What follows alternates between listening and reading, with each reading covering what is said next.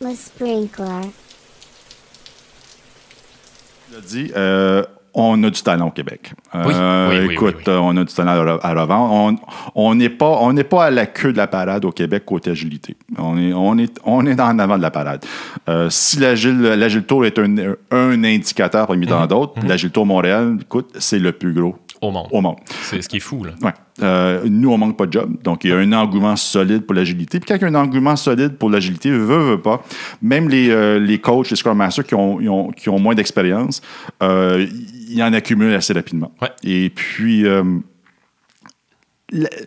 la plupart des coachs et des Scrum Masters que je rencontre, j'ai des choses à apprendre. Donc, il y a une perspective, un livre différent, un modèle différent, une façon différente de voir les choses. Et je pense que ça vaut la peine de partager cette connaissance-là avec le Québec, écoute, avec la planète, quoi. Exact. La francophonie, finalement. Ouais, exact. Ouais. Parce qu'un jour, on va devenir tellement important qu'on va même aller voir nos amis français. On va déplacer le studio puis on va aller rencontrer certaines perles en France. On set un objectif, là. C'est dans le business plan. C'est dans On a un one-pager qui traîne en arrière avec le business plan. Je dois te challenge. Il n'y a même pas ça. Il n'y a même pas ça. Mais je suis 100% d'accord avec toi. Il y a des perles, il y en a des dizaines là, de personnes. Tu te promènes en mandat à gauche, à droite. Ouais. Dans chacun des corridors, dans chacune des salles de réunion, tu peux voir des gens extraordinaires qui demandent juste ça à se faire découvrir, dans le fond, puis duquel on peut apprendre des centaines de choses. C'est vraiment cool. Puis heureusement, j'ai vu une ouverture, c'est-à-dire que j'ai eu aucun refus. J'ai eu des silences.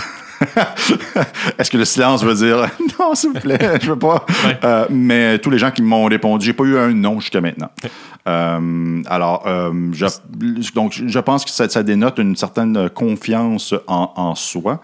Je vois que la chose est trop élevée ici. Parce que j'ai reloadé le template. Hein? Ah, OK. Mais tu vas pouvoir l'ajouter à posteriori, c'est pas si grave. OK. Donc, les gens ont confiance, dans le fond, dans le projet et aussi dans toi, quand tu approches quelqu'un pour lui dire hey, est-ce que ça tenterait de venir sur mon show, discuter, c'est sûr que les gens aussi vont s'exposer, au même titre que toi, tu disais c'est sortir de ma zone de confort. Ouais. Je pense à Stéphane qui va être avec nous bientôt. C'est une forme d'exposition aussi qu'il fait. Là. Il fait un saut dans le vide.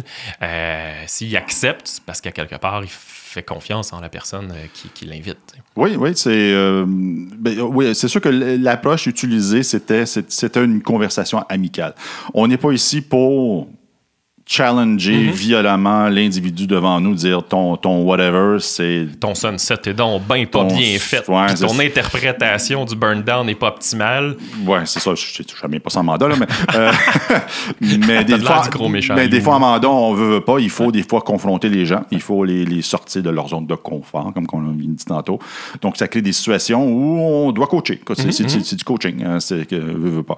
Ça ne sera pas du coaching. Donc, c'est pas un podcast où on va coacher l'individu, à moins que c'est une session où on veut exposer les coaching circles. Si quelqu'un nous le demande, peut-être est-ce que ça arrivera, puis ça peut être un épisode intéressant, mais à prime abord, c'est pas l'objectif. C'est pas l'objectif. L'objectif, c'est de valoriser la personne devant nous. La personne vient ici et puis elle a le goût de parler de quelque chose. Moi, je vais parler pour toi. Je suis convaincu que c'est la même chose pour toi, mais je vais parler pour moi. J'ai le goût de l'entendre. J'ai le goût de l'entendre. J'ai le goût de poser des questions. Puis oui, ça va être des questions softball. Tu tiens la baseball. Je tiens la balle ici. Je pense que lui, il ne fera pas des softballs. Il va faire des... J'ai le goût de t'alancer doucement puis que tu sac l'autre côté du... tu sais, que tu frappes un coup de circuit. Là. C'est ça que j'ai le goût de faire. OK. C'est ça. Ça va. Oui, absolument. Fait que, qu'est-ce que je disais? Mais dans le fond, moi, ce que je comprends, c'est que c'est une conversation plutôt amicale. Tu sais. Je pense qu'on connaît déjà beaucoup de personnes dans le milieu. Ouais. Dans le fond, ce qu'on vous offre à travers ce show-là, c'est d'assister une conversation qui pourrait avoir lieu quand on va souper au restaurant avec un de ces invités-là ou quand on va dans un 5 à 7 ou quand on se rencontre à l'Agile Tour pour simplement discuter puis avoir une conversation de coin de kiosque. Ouais. Souvent, c'est super palpitant, c'est super passionnant parce que la personne nous arrive en disant « Hey, j'ai essayé tel truc, tel sujet, tel domaine, tel jeu, peu importe. Ouais. C'était vraiment trippant. » Ben là, ce qu'on vous permet, c'est d'assister à cette conversation-là qui est souvent faite de façon informelle. Ça va l'être encore. Puis, ben, après ça, si vous voulez commenter ou quoi que ce soit, tant mieux. Ça va nous faire plaisir de continuer la discussion. Mais vraiment, c'est comme si vous étiez le petit oiseau là, qui vient se percher à côté de la fenêtre puis qui ont la chance de participer puis d'écouter tout ça. Ouais, tu me fais penser à de quoi? Une chose que je veux éviter, Parce que écoute, juste une petite parenthèse avant. Il y a un mois, des podcasts, je connaissais le nom, je connaissais le concept, mais bof, pas plus que ça. Ouais. J'ai dit, qui va s'asseoir et écouter un podcast de 2 heures? Bordel. C'est quoi cette histoire-là? Et là, je prends un podcast, ça joue en background, je l'écoute, j'absorbe, et puis c'est fantastique. Mais c'est vrai que le Medium, parce qu'il y a peut-être des agilistes qui nous écoutent ce soir, qu'on est leur premier podcast qui écoutent. Possiblement. Parce que, bon, c'est un Medium qui commence à être de plus en plus populaire, mais le Québec, on n'est pas non plus à l'avant-garde dans ce domaine-là. C'est un Medium qui peut sembler un peu... on peut être réfractaire un petit peu à ça parce que, tu sais, on pense à certaines, je sais pas, vidéos YouTube que c'est très condensé. Il y a beaucoup de matériel. Un podcast, c'est sûr, c'est plus diffus, là, la conversation est plus informelle. Tu sais, déjà, vous le voyez, là, présentement, là, on a une conversation. C'est un peu mon point. C'est un peu mon point, c'est que j'ai écouté plusieurs podcasts et puis, moi, il y a une chose que je peux quand même éviter. J'aimerais qu'il y ait une connaissance qui soit partagée. Je veux pas que ça soit je veux pas que ça soit lu d'un document avec des slides PowerPoint non plus. Exact. Mais on veut pas revoir la présentation à Gilles Tour du whatever. Là, par exemple. Mais de donner le vécu par rapport à quelque chose. Donner que toi, comme humain, comment as-tu mis ça en œuvre? C'est quoi le feedback que tu as reçu? Mais en même temps, ce que je veux éviter comme... Écoute, le podcast de ce soir... Oui, je peux dire ce soir. On est le soir, on peut dire ça. Ouais. Tu vois, c'est des choses que j'apprends au fur et à mesure. Selon moi, ça va être le podcast le plus décousu de toute la série de podcasts. Donc, tout ça pour dire que le podcast qu'on va faire maintenant avec Stéphane, c'est certain qu'on va parler des communautés de pratique. On va parler de son vécu par rapport aux communautés de pratique. On va parler du concept du cadeau, puis la couleur, puis on va évacuer ce sujet-là avec du storytelling, avec du vécu, avec la théorie aussi. Et tout ça pour dire que à la fin du podcast, l'auditeur... Oui, l'auditeur.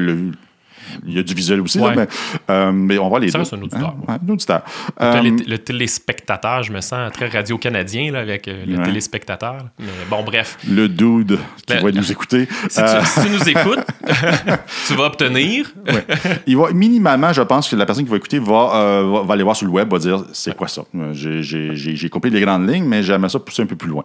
Fait que c'est ça. C'est ça. Parce que j'ai écouté des podcasts où c'est une gang d'amis qui jasent. Bon. En fait, ça me permet, puis encore une fois, corrige-moi si t'es pas d'accord avec l'affirmation, mais ça se veut quand même un podcast professionnel. Je pense que ça va être amical, ça va être des fois drôle, des fois un peu funny, mais ça se veut quand même professionnel. Tu sais, c'est notre cadre professionnel, là, c'est nos métiers qu'on est en train d'exercer présentement, donc on rencontre souvent des amis, des connaissances, des trucs comme ça. Je m'attends à ce que le niveau de conversation soit quand même décontracté et tout.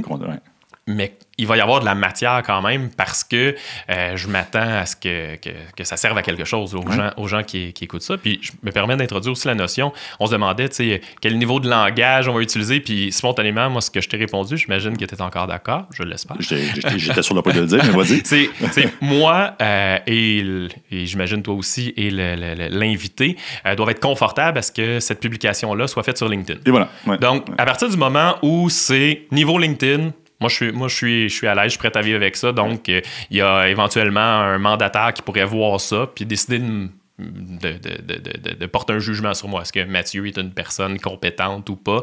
Puis, donc, est-ce que les sacres vont avoir lieu? Peut-être 1 ou 2 seront échappés à gauche à droite, mais c'est absolument pas le but. Là. On veut pas un podcast de bière où on a un jargon de chantier. Là. Je pense pas que c'est ça l'objectif du tout. De scotch, mais pas de bière. Exact. Oui, c'est déjà un peu plus raffiné, une coupe de vin rouge ou un scotch. Peut-être que certains invités préféreront la bière. Tant mieux. N'empêche que le niveau sera pas celui de Mike Ward, tu sais. On se rendra pas dans un état d'ivresse et d'ébriété. C'est pas ça. C'est pas ça. Ça sera pas du Joe Rogan non plus. Là. Exact. Voilà. Ouais, je pense que garder en tête l'esprit de LinkedIn, c'est une bonne façon de guider un peu ce qu'on fait. Alors, remarque que sur LinkedIn, il commence à avoir des vidéos de chats, là, mais bon, notre histoire. c'est pas parfait non plus, mais tu sais, moi, je vois vraiment LinkedIn comme ma vitrine professionnelle. Ouais. Donc, tout épisode qui sera diffusé, ben, je dois accepter que ça fasse maintenant partie de ma vitrine professionnelle. Ouais. Il y aura sûrement des sujets qui seront abordés où je ne serai pas l'expert, très loin de là. Dans ce cadre-là, je vais me positionner comme quelqu'un qui est en soif de savoir. Amène-en, je veux gratter, je veux comprendre, je veux savoir exactement comme tu disais tout à l'heure, dans quel contexte tu l'as utilisé, quand est-ce que ça n'a pas fonctionné, pourquoi, comment, qu'est-ce que tu as appris de ça. Moi, c'est le genre de posture que j'ai le goût de prendre puis d'aller réussir à aller chercher de l'information de la personne. Puis ça peut en faire profiter des gens qui nous écoutent. Ben, alléluia. Puis j'amènerais peut-être une petite twist, tu sais. Autant le Québec, je pense qu'on a une grande force au niveau de l'agilité. On est bien particulièrement à Montréal aussi, mais le Québec en entier. Tous les gens sont hyper accessibles. Donc, si vous voyez, peu importe, là, telle personne qui vient sur le show, qui discute, bon, Stéphane, par exemple, qui vient discuter de la couleur, le cadeau, pour les communautés de pratique, ben, en général, c'est des personnes hyper accessibles. Donc, vous pouvez les rejoindre par courriel ou par LinkedIn, puis en tout cas, je ne peux pas m'avancer sur la disponibilité de chacune de ces personnes-là, mais clairement, pour ceux que je connais, c'est hyper facile de « Hey, ouais, moi aussi, j'aimerais ça utiliser ton principe de coup-là, j'ai 2-3 questions pour toi, on peut-tu se parler? » Selon moi, ça va être hyper facile de faire ça pour la grande majorité des invités qu'on va recevoir. Voir la totalité. Sauf moi, il faut passer par mon agent. OK, qui est derrière la caméra présentement. Non, mais pour vrai, je pense que le Québec, c'est une des raisons pourquoi on est fort aussi, c'est que la communauté, tu sais, assez serrée, puis les gens sont accessibles, puis ils se voient régulièrement. Donc, si demain matin, vous entendez parler d'un sujet, vous voulez creuser encore plus que ce qu'on a fait, parce qu'on n'aura pas non plus, je pense, la prétention là, de faire un cours magistral et exhaustif sur chacun de ces sujets-là. Donc, on va juste vous inviter à rentrer en communication avec la personne, puis allez-y, parce que clairement, si on a choisi cet invité-là pour parler de ce sujet-là, c'est parce qu'il est hautement compétent sur ce sujet-là. Tu sais. La question qui tue. Vanessa, tu devais flasher les lumières. Hey, ça me fait peur, ça. Est-ce qu'on fait des enregistrements même s'il n'y a pas d'invité? C'est une super bonne question. J'improvise présentement, comme depuis le début du show. Parce que j'allais te poser la question avant l'enregistrement, mais bon. Non, mais c'est encore plus intéressant. Moi, je pense que ce que ça suppose, c'est que on se laisse le droit à l'erreur. Donc, si on parle de whatever, le nouveau framework de scaling d'agilité qui va sortir en 2000. Prochain sujet, s'il vous plaît. Non, mais je te donne un exemple et on veut discuter de ses défauts. Je veux juste dire, comme on se donne droit à l'erreur, moi je suis à l'aise de discuter de ça avec toi, un peu comme on pourrait discuter dans un bar d'un peu n'importe quel topic. Puis en étant très clair sur, OK, sur ce bout-là, je ne maîtrise pas tout ça. Voici ce que moi j'ai compris. Tel axe, qu'on puisse renchérir un l'autre là-dessus sur toi comment tu l'as compris, moi comment je l'ai compris. Puis si on détermine que c'est intéressant de parler de ce sujet-là malgré le manque d'invités, ben, je suppose que c'est parce que c'est quelque chose qu'on maîtrise au moins en partie, là, qu'on sent qu'on est capable d'amener quelque chose à la discussion, que c'est pas juste de l'impression, puis j'ai lu 3 articles sur Medium en diagonale.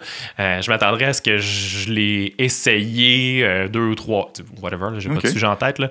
J'ai essayé 2-3 fois dans un cadre professionnel où j'ai eu une discussion profonde avec quelqu'un qui me l'exposait. Je sais pas si ça fait un peu la même... Oui, en partie, mais en même temps... Mais je vais dire... Vas-y de ton opinion. Je vais dire plutôt « et en même temps ». On va souligner, on est passé du « mais » au « et ». Bravo. Je perds mes réflexes de coach quand j'ai des écouteurs. C'est peut-être la chaleur aussi. La chaleur, oui. En passant, il fait très chaud dans la chambre présentement. Dans le studio, excusez. C'est pas une chambre, c'est c'était une chambre jusqu'à il y a environ 2 ou 3 semaines. Là. C'est devenu officiellement un studio. Ce que j'allais dire, et ça peut être nous l'invité. Tout à fait. Nous sommes l'expert de quelque chose. Présentement, par exemple, toi, tu es à fond dans DevOps, si je ne me trompe pas. Quand même, oui, pas pire. Donc, j'en fais pas mal.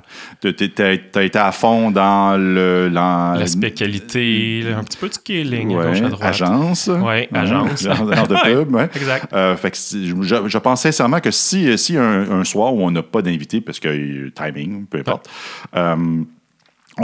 écoute, on en a des sujets. Hein, et puis, moi, j'ai toujours mon petit trousseau quand je vais sur une compagnie, quand je démarre une communauté de pratique. J'ai toujours la fondation de la fondation de la fondation. Et je crois sincèrement que tout le monde qui veut faire preuve de leadership, d'avoir des compétences de coach. Ouais. Donc, c'est certain que j'aimerais bien, s'il n'y a pas d'invité, mais qu'on parle, par exemple, des modèles de coaching. C'est sûr que pour les gens qui me connaissent, Grow, j'aime beaucoup. C'est simple, facile. J'aime ça, simple, facile. Je suis capable de le retenir facilement. Donc, oui. Et puis, bien sûr, les 4 accords du coaching aussi. Donc, on peut faire en fait de la musique avec 4 outils de base du coaching. Ça, c'est formidable. Tout ça pour dire qu'il y a des sujets, il y a des confrontations cruciales, il y a les... Ça l'infini. Ça l'infini, oui. Ce qui est drôle là-dessus, encore une fois, c'est improvisation mix ayant pour thème c'est comment ça va s'articuler le projet. Oui.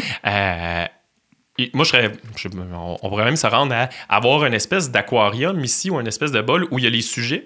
Puis la journée où il n'y a pas d'invité, ou si l'invité est tellement généraliste qu'il vient juste pour triper, on pige un sujet, puis on dit, ce soir, ce sera growth. Puis on pourra faire ça en ligne café. On va faire ça en ligne café. À 2, c'est bizarre. Mais on vote comment? C'est toujours... Dot voting. Bon, il y a 2 points. Puis... C'est peut-être overkill d'un ligne café. Oui, absolument. Ça même juste drôle. Ouais. Exact. Puis ça amène une dynamique un petit peu différente. Quand j'arrive ici, puis je sais qu'on va parler de la coula, par exemple, d'un sujet prédéterminé, forcément, mon schéma de pensée, mon esprit, c'est aligné d'une façon. J'ai beau vouloir être hyper ouvert puis laisser aller la discussion. Naturellement, j'ai déjà des lignes ou des idées que je veux apporter ou que je veux questionner ou que je veux creuser. Quand c'est un sujet purement pigé ou purement déterminé on the spot, là, il y a 3,2 secondes pour réussir à aligner les idées. Puis moi, je trouve que ça amène un autre angle, un autre axe. Parce que souvent, on va chercher les choses qui sont pas si évidentes là, quand on va chercher comme ça, parce que là, on part. On a besoin de trouver, puis on va prendre la première ficelle qui nous arrive comme idée, puis on creuse. Fait que moi, je trouve ça super intéressant. Ce sont des sujets.